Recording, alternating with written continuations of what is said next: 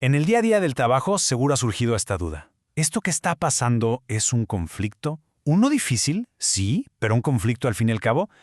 ¿O ya cruzó la línea y es acoso? Es que esa línea a veces parece súper delgadita y genera muchísima tensión. Saber dónde está la diferencia no es un lujo, es fundamental para que un equipo funcione bien y para la salud de todos. Y justo de eso vamos a hablar aquí. Y ojo, no es una confusión cualquiera, es peligrosa, porque equivocarse en el diagnóstico puede tener consecuencias muy graves.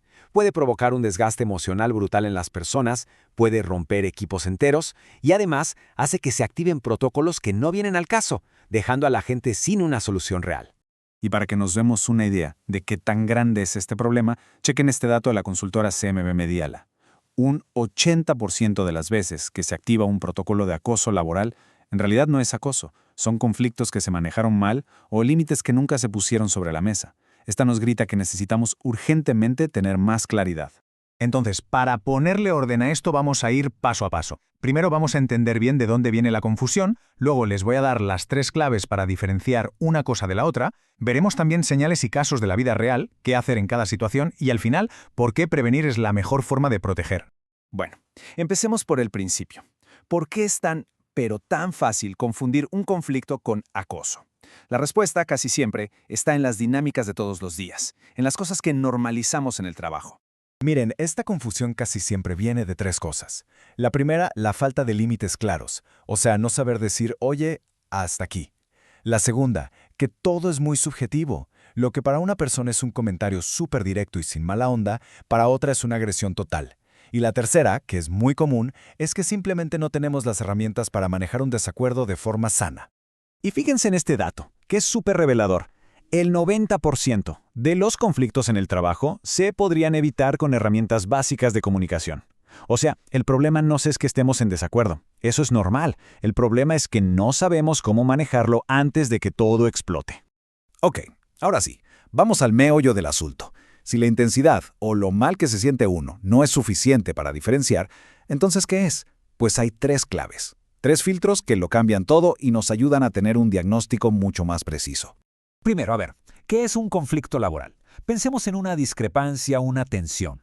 Un choque porque alguien trabaja de una forma y otra persona de otra. O por expectativas que nunca se dijeron en voz alta o por simples errores. Sí, es incómodo, a nadie le gusta, pero lo más importante es esto, no hay una intención de dañar. Y normalmente es algo que pasa una vez, es puntual. Pero el acoso es otra cosa muy distinta. Aquí ya no hablamos de un choque, hablamos de un comportamiento que es sistemático y repetitivo. La intención, directa o indirectamente, es dañar, es aislar, es minar a una persona. Y esto, claro, causa un daño real. No es un evento, es una campaña. Entonces, para que quede súper claro, la diferencia se resume en estos 3 factores. Primero, la intención. En el conflicto no se busca lastimar, en el acoso sí, hay una intención de hacer daño, o al menos se causa. Segundo, la repetición. Un conflicto es un evento puntual.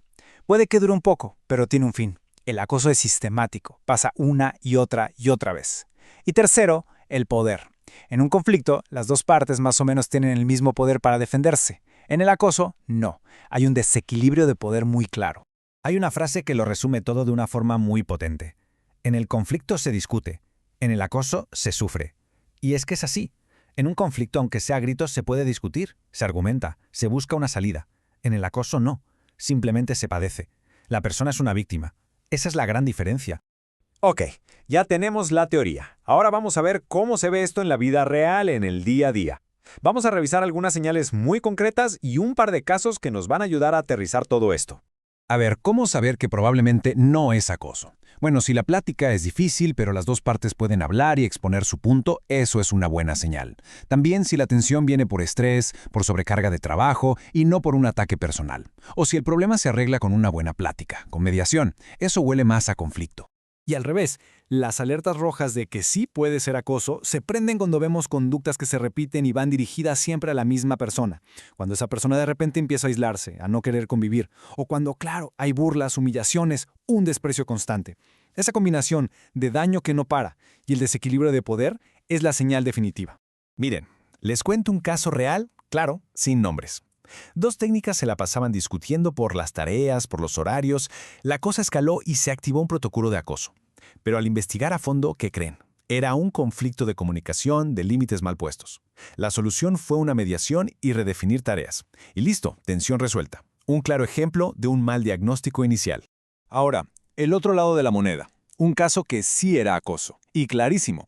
Una jefa que aísla a una persona de su equipo. La corrige y la humilla en público. Y sistemáticamente pone en duda su trabajo. Aquí están los 3 elementos. Repetición, el desequilibrio de poder de jefa a colaboradora y un daño emocional evidente.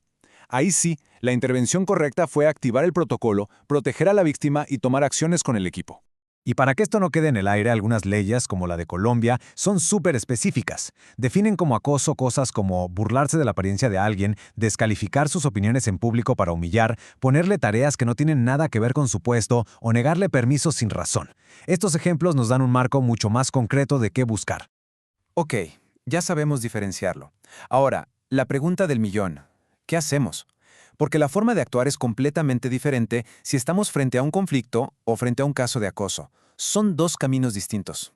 A ver, si lo que tenemos es un conflicto, el camino es para construir, no para destruir. Se empieza por evaluar la situación. Luego se facilita una conversación, quizás se necesita una mediación formal, y se hacen ajustes. La idea es reparar, es dialogar. El objetivo es resolver, no sancionar a nadie. Pero ojo, si sospechamos que es acoso, la cosa cambia por completo. El procedimiento es formal y, sobre todo, protector. Se activa el protocolo de inmediato. Y lo primero de lo primero es proteger a la posible víctima. De ahí se arranca una investigación seria, imparcial, que puede terminar en sanciones. Aquí la prioridad número 1 es parar el daño. Ahora, para que un proceso formal de acoso avance, se necesitan pruebas. Y esto es clave. Sirven los correos, los mensajes, claro, también las declaraciones de testigos, incluso registros médicos que demuestren el impacto en la salud.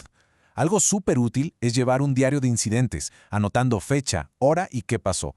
Documentar todo es lo que ayuda a probar que la conducta es sistemática. Y bueno, con todo esto llegamos a la parte más importante. Saber diferenciar un conflicto de un acoso no es nada más un ejercicio técnico de recursos humanos. Es una forma real de proteger a la gente y de paso a toda la organización. Porque confundir estas 2 cosas no es gratis, ¿eh? Las consecuencias son, de verdad, muy serias. Desgasta emocionalmente a la gente, satura a los departamentos de recursos humanos, rompe por completo la confianza en los equipos y, lo más peligroso, le quita peso a los casos que sí son de acoso. Al final se genera un ambiente de miedo e inseguridad. Entonces la pregunta que nos tenemos que llevar es esta. Más allá de aprender a reaccionar, el verdadero reto es otro. Es cómo construimos una cultura de trabajo que de verdad prevenga. Una cultura donde los límites sean súper claros, donde se pueda hablar sin miedo y donde la tolerancia al hostigamiento sea simplemente 0. Porque al final del día la mejor intervención es la que nunca tiene que pasar.